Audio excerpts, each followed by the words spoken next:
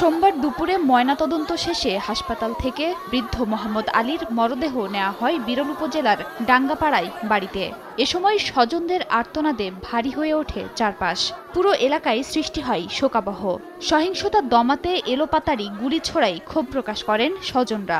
ওষুধ কিনতে গেছিল ফার্মেসিতে, ওষুধ কিনে গ্যাম নেওয়াতে বসেছিল। মেইন গন্ডটা আপনি স্কুলে, যেখানে নির্বাচনটা, এখানে পুলিশ বাজারে যা গুলি করলো। এমন কোনো হয়তো পরিস্থিতি হয়তো আমার মনে হয় না যে সিচুয়েশন সৃষ্টি হয়েছিল যেখানে গুলি করার প্রয়োজন হবে। পরিস্থিতি নিয়ন্ত্রণ ও আত্মরক্ষার্থেই গুলি ছুটতে হয়েছে বলে দাবি পুলিশের। তবে তদন্তে স্বজনদের অভিযোগের প্রমাণ মিললে দায়ীদের বিরুদ্ধে ব্যবস্থা নেওয়ার আশ্বাস দিলেন পুলিশ সুপার। আগুন সহ তারা গেট ভেঙে ভেতরে ঢোকার চেষ্টা করে, তখন পুলিশ তাদের শটগান থেকে তারা ফাঁকা গুলি করে খুবই মর্মান্তিক একটা ঘটনা ঘটে গেছে। বৃদ্ধ একজন মানুষ মারা গেছেন। এই ঘটনাটিকে পুঙ্খানুপুঙ্খভাবে এবং পেশাদারিত্বের সাথে আমরা তদন্ত করব। তদন্ত করে যারা লায়াবল তাদেরকে অবশ্যই আইনের আওতায় আনবে। ভোট গণনা নিয়ে সহিংসতা, গোলাগুলির মাঝে পড়ে একজনের মৃত্যুর পর থেকে থমথমে চৌরঙ্গী বাজার।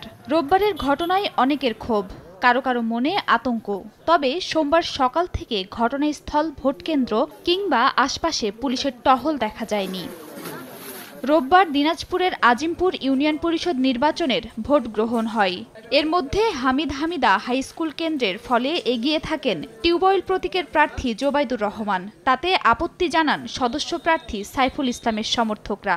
তাদের তোপের মুখে পুনরায় ভোট গণনা শুরু হলে সংঘর্ষে জড়ায় দুই পক্ষ। ধাওয়া পাল্টা ধাওয়ার কেন্দ্রের বাইরেও ছড়িয়ে পড়ে। পরিস্থিতি নিয়ন্ত্রণে নিতে চৌরঙ্গী বাজারে গিয়ে প্রথমে লাঠিচার্জ, পরে গুলি ছোড়ে পুলিশ। এ সময় ফার্মেসিতে বসে থাকা বৃদ্ধ মোহাম্মদ আলী গুলিবিদ্ধ হন বলে দাবি করেন স্থানীয়রা। পুরো ঘটনা তদন্তে ৩ সদস্যের কমিটি গঠন করেছে জেলা প্রশাসন। সময় সংবাদ, দিনাজপুর।